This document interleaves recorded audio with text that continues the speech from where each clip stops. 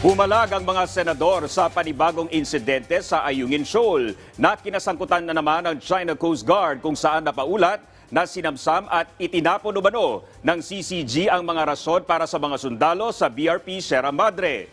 Tinawag ni Senator J.V. Ejercito na walang puso ang ginawang aksyon ng China. Habang tinawag naman ni Senator Risa Hontiveros na kasuklam-suklam ang pagharang ng China sa supply ng Pilipinas na para sa serbisyong medikal ng mga sundalo. Kinundi na rin ni Senador Jinggoy Estrada ang panibagong insidente at naniniwala ang senador na marami ng basehan para magsampa ng panibagong reklamo laban sa China.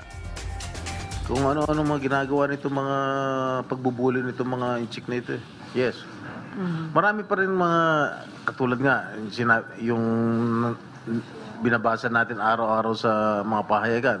Araw-araw binubuli tayo. Kung ano-ano narinig natin, kawawa rin lang yung ating mga sundalo. Pati yung sinasabi nilang pag merong mag-trespass doon sa tubig sa territory natin, i-detain nila. Sorry. Hindi naman hindi